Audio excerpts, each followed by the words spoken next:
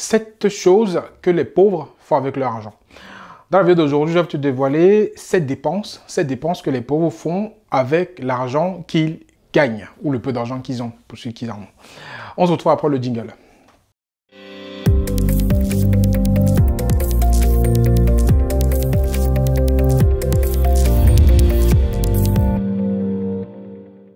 Bonjour à tous et à toutes, je suis Franck Kenyé. Nous sommes sur la chaîne Devenir riche en Afrique, la chaîne où, pour ceux qui m'écoutent depuis des mois, on parle d'entrepreneuriat, d'investissement, d'opportunités d'affaires. Et je partage avec vous des techniques, des méthodes, des stratégies et toutes des idées que j'ai pu acquérir durant mon parcours personnel auprès des personnes que j'ai côtoyées qui ont rencontré du succès. Je voulais dévoiler dans cette chaîne pour que toi aussi qui m'écoutes, tu puisses réussir dans ta carrière entrepreneuriale et rencontrer beaucoup de succès. Donc si ce n'est pas encore le cas, si tu n'es pas encore abonné sur la chaîne, je t'invite à le faire tout de suite en cliquant sur là, tout juste en bas pour t'abonner et activer la cloche de notification pour ne louper aucune vidéo qu'on va publier ici. Et aussi de télécharger 2 cadeaux que je t'offre, qui sont 2 e-books que j'ai écrits. Un premier e-book qui va te dévoiler 10 secrets d'entrepreneurs qui réussissent. Un autre e-book qui va te donner 49 idées que tu peux lancer depuis chez toi. Aujourd'hui, je vais te dévoiler 7 dépenses que j'appellerais futiles, que les pauvres font avec leur argent. Donc, c'est les dépenses en fait qui n'apportent qu'une valeur et on va passer tout de suite à lister ces 7 dépenses. Il y en a peut-être d'autres, mais j'en ai sélectionné 7 principales que je me propose de partager avec toi aujourd'hui. La première dépense que les pauvres font avec leur argent, c'est festoyer, c'est faire la fête. Parce que tu vois, les pauvres en fait, lorsqu'ils ont leur argent, lorsqu'ils gagnent de l'argent, ils vont tout de suite penser à aller offrir à boire aux copains, aller dans des restaurants pour acheter à manger, aller dans les boîtes de nuit pour dépenser. Donc ils passent qu'à faire la fête. Il y a des personnes même, lorsqu'ils prennent leur salaire, dans les 24 heures qui suivent, 25% de ce salaire est dépensé dans la fête. Voire même 50% pour certains. Et il y a encore d'autres qui vont plus loin, tellement ils dépensent dans la fête, qu'ils oublient même de prendre soin de leurs proches, de prendre soin de leur famille, de leur maison, de payer leur loyer, parce qu'ils pensent à la fête. Donc, quand on a une mentalité de pauvre, dès qu'on a de l'argent et qu'on pense à festoyer, c'est très négatif. La fête, c'est penser court terme, ce n'est pas penser long terme. C'est comme la cigale et la fourmi, je dirais soyez plus une fourmi qu'une cigale.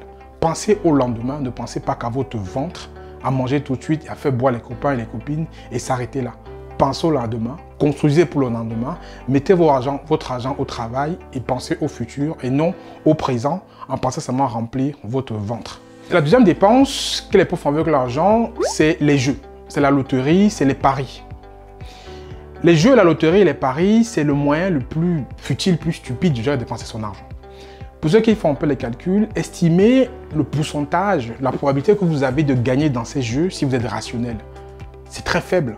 Je ne dis pas qu'il n'y en a pas qui ne gagnent pas, il y en a qui gagnent, mais le pourcentage qui gagne par rapport au pourcentage qui joue, c'est insignifiant. Donc il y a des personnes qui passent le temps à jouer tout le temps, que ce soit des casinos, que ce soit les paris en ligne, que ce soit les lotos sportifs, que ce soit la course des chevaux. Ça peut distraire certaines personnes qui peuvent faire de temps en temps, mais il y en a qui sont addictifs en fait. Ils passent le temps à jouer à ces jeux-là et ils ne se rendent pas compte qu'ils dépensent beaucoup d'argent pour rien. Moi, je vous dis clairement, les seuls que vous enrichissez en faisant ça, c'est ceux qui proposent ces jeux. Ceux qui s'enrichissent, c'est ceux qui proposent des jeux pour lesquels vous dépensez de l'argent. Et il y a tellement de personnes qui jouent, qui sont dans cette logique-là, avec l'espoir de gagner vite et gros, qui jouent tout le temps. On fait un calcul très simple. Supposons que vous dépensez 50 € par semaine pour jouer à ces jeux-là. Ça fait un peu de 2500 € par an que vous dépensez futilement dans des jeux qui vous promettent des gains mirobolants, qui a un pourcentage minimal de la population qui gagne. C'est un pourcentage qui est très faible. Et mathématiquement parlant, si on voit la probabilité de ceux qui gagnent, c'est encore extrêmement faible. Donc au lieu de mettre ces 2500 € et plus dans des jeux qui vous promettent des gains mirobolants, économisez cet argent-là et voyez plutôt comment vous pouvez investir dans une petite affaire à ces 2500 € pour commencer à faire travailler votre argent de façon pas sereine mais sûre pour gagner un peu plus d'argent, pour faire produire ce capital-là. Et quand on va en Afrique aussi, on voit le cas en Afrique, on voit là comment les jeux de hasard, comment est-ce que les lotos, comment les paris sportifs pilulent. C'est encore une autre façon d'endoctriner les gens et de faire qu'ils dépensent leur argent à mauvais ici. Et la seule personne qui s'enrichit dedans, c'est celui qui propose ces jeux. Donc soyez malin, mettez votre argent ailleurs pour pouvoir le faire produire, vous rapporter du cash. Troisième dépense que les pauvres font avec l'argent, c'est qu'ils dépensent dans les schémas qui promettent des gains mirobolants. C'est des schémas qui les promettent de devenir riches rapidement. Ça pilule, hein. Je ne vais pas faire la leçon à qui que ce soit, mais ça pilule sur Internet et même partout, même hors d'Internet. Il y a beaucoup de programmes, beaucoup de projets. On vous propose de mettre 100 et de gagner 300% de rentabilité, voire même beaucoup plus. Ça, c'est des schémas que si ça marchait, je vous assure que toute la terre entière serait riche. Posez-vous des questions. Pourquoi est-ce qu'on vous appâte avec des gains aussi mirobolants? Les pauvres, généralement, veulent devenir riches rapidement sans passer par l'effort. Je dis, moi, je mets 100, on me promet 300% de rentabilité à la fin de l'année, donc j'investis rapidement. Et beaucoup de pauvres réfléchissent comme ça, ils investissent dans des schémas qui leur promettent des gains mirobolants en un temps record. Et au bout du compte, seulement, une fois sur deux, voire deux fois sur trois, c'est de l'arnaque. Ils se retrouvent à pleurer plus tard parce que l'argent qu'ils ont investi a été bouffé, ou l'argent qu'ils ont investi, c'était quelqu'un de pas correct ou pas honnête qui faisait ça, et ils se retrouvent à pleurer. Je ne suis pas là pour catégoriser ou pour pointer du doigt certains projets d'investissement, mais j'ai juste de faire attention. On dit, tous ceux qui ont investi, qui ont réussi, disent toujours de comprendre dans ce dans quoi on investit. Il ne faut pas investir dans un business que vous ne comprenez pas. Il faut comprendre là où vous mettez votre argent et comprendre comment votre argent travaille. Et au-delà de ça, il faut aussi savoir comment vous souhaitez vous enrichir.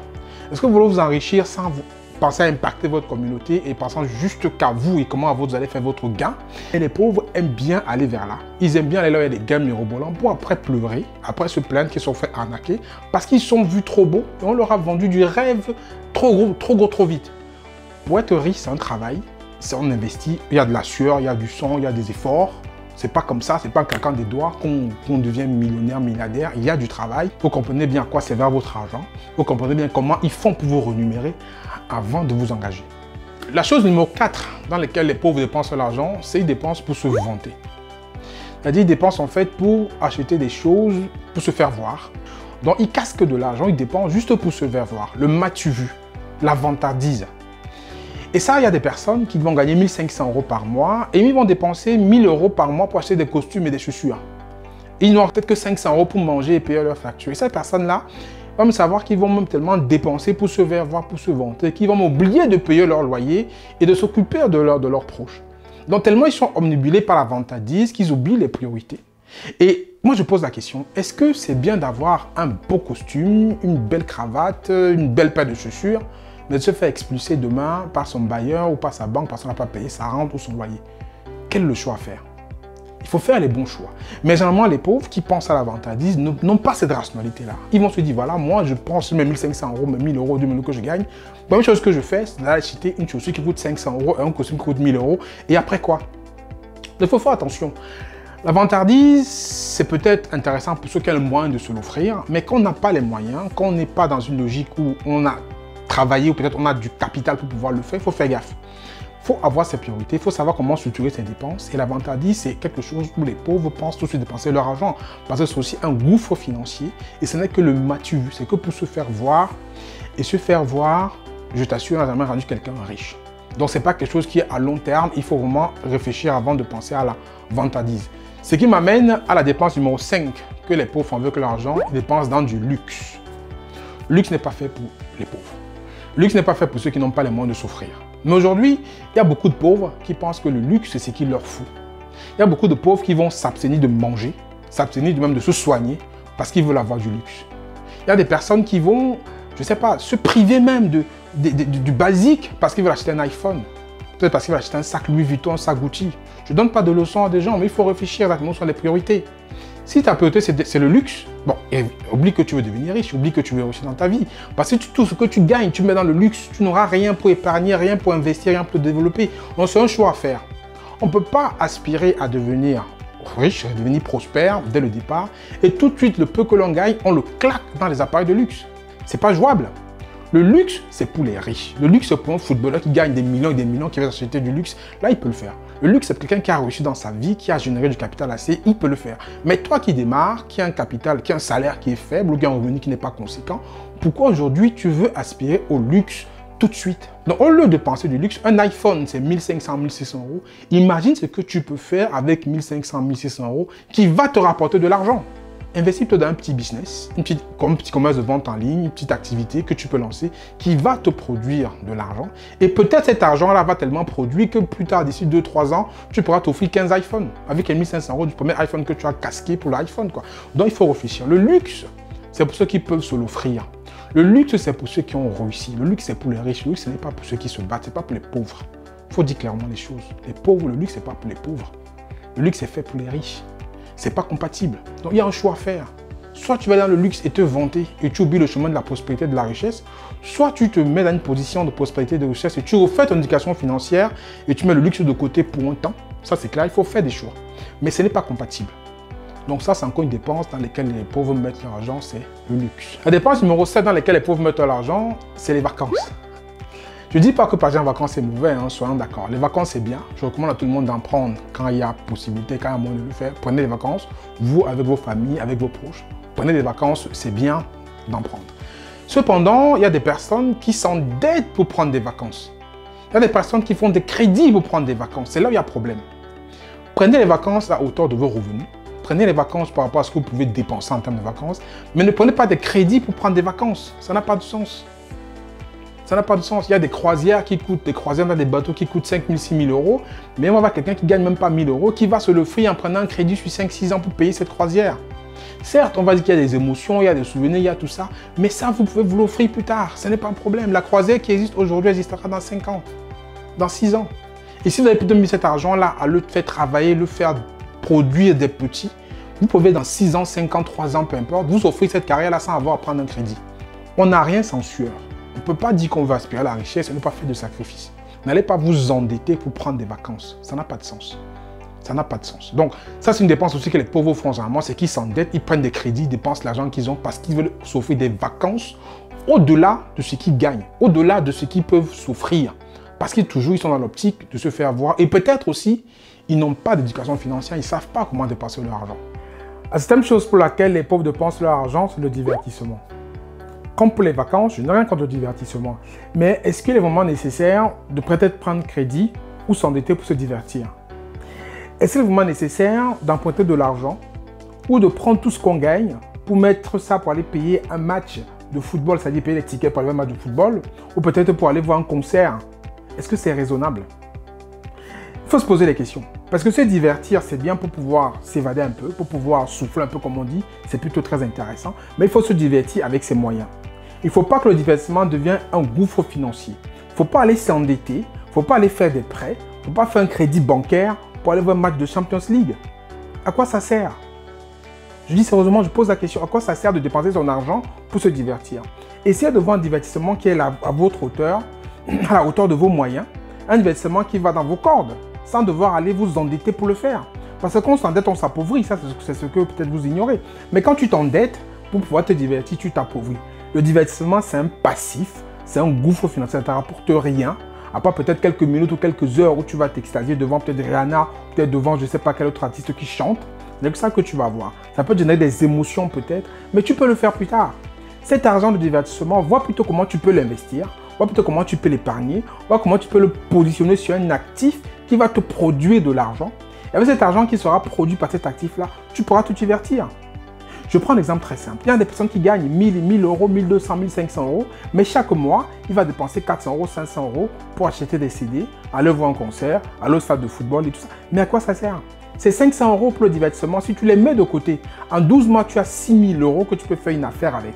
Avec 6 000 euros, tu peux démarrer une très belle affaire. Et ces 6 000 euros, ça ne te rapporte que, je dis que 10%. 10% annuel, tu as 600 euros de gain avec tes 6 000 euros. 600 euros de gain, je t'assure que tu pourras en faire des concerts et faire d'autres choses. Donc, réfléchis 2 fois avant de dépenser ton argent de divertissement. Divertis-toi, c'est très bien, mais divertis-toi à la hauteur de tes moyens. Mais les pauvres, toujours se divertissent au-delà de leurs moyens. Parce que franchement, il ne faut pas s'en empêcher. Ils se retrouvent en crédit, ils se retrouvent dans une situation très inconfortable parce qu'ils veulent s'accorder quelques minutes, voire quelques heures d'émotion qui auraient pu être différées. Après, vous pouvez voir votre match de foot à la télé, hein, ça ne change pas grand-chose. Votre conseil pour rester sur un DVD ou autre, ça ne change pas grand-chose. Donc, permettez-vous des divertissements à la hauteur de vos moyens. N'allez pas au-delà. Voyez plutôt comment vous pouvez épargner un peu pour investir. Et c'est ce business-là qui va vous rapporter de l'argent que vous allez vous divertir avec. Maintenant, j'ai fini les 7 points, les 7 choses dans lesquelles les pauvres dépensent vraiment leur argent. Mais vous me direz, Franck, oui, les pauvres dépensent leur argent pour faire ces 7 choses-là. Mais les riches, qu'est-ce qu'eux, ils font? Les riches, avec leur argent, ils investissent sur eux. Ils investissent sur leur formation. Ils investissent parce que, comme je dis toujours, le meilleur investissement que vous pouvez avoir, c'est ce qui est dans votre cerveau. On pourra tout vous enlever. Vous pourrez tout perdre. Mais ce que vous avez là-dedans, on ne pourra jamais vous le prendre. Votre liberté de penser, vos connaissances, ce que vous avez acquis comme compétence, on ne peut jamais vous enlever ça. Donc les riches investissent beaucoup pour se former. Les riches investissent dans des actifs qui vont produire de l'argent. Les riches épargnent de l'argent pour pouvoir investir et se servent des gains de ces investissements-là, peut-être pour se accorder certains plaisirs, mais ils ne dépensent pas dans les passifs. Donc les riches, c'est ça qu'ils font avec l'argent. Donc commencez à vous comporter comme des riches. Pensez plutôt épargne, pensez investissement, pensez actif et essayez de limiter au maximum les passifs. Parce que les passifs, c'est ce qui va vous engouffrer de l'argent sans rien vous produire. Ils font le maximum pour investir sur eux, tant sur la connaissance, tant sur le développement personnel pour devenir des meilleures personnes, tant sur la partie vraiment où il faut complètement avoir tout le mindset pour vraiment aller vers le succès. Eux, ils investissent dans ce sens-là et non dans le sens où ils vont être plus dans l'émotion, et plus dans la distraction, et plus dans le jeu, et plus dans le faire voir et tout ça. Non, ce n'est pas ce que les riches font. Donc, changez votre façon de dépenser votre argent si vous vous retrouvez dans les 7 choses que j'ai citées aujourd'hui dans la vidéo. Donc, changez votre façon de dépenser. Pensez à dépenser plus comme les riches. Pensez à réfléchir plus comme les riches et améliorer votre éducation financière pour que votre argent vous serve vraiment à vous amener vers le succès pour atteindre tous vos objectifs. Donc, on arrive au terme de la vidéo d'aujourd'hui. Si elle vous a plu, j'invite à la partager au plus grand nombre de personnes dans vos groupes WhatsApp, sur vos pages Facebook, partout où vous pouvez, parce que je pense qu'il y a des informations ici qui vont intéresser des personnes qui ne savent pas comment dépenser leur argent aujourd'hui, alors qu'ils ont des mines d'or souvent entre les mains. Je vous dis à très bientôt dans une prochaine vidéo. Ciao, ciao.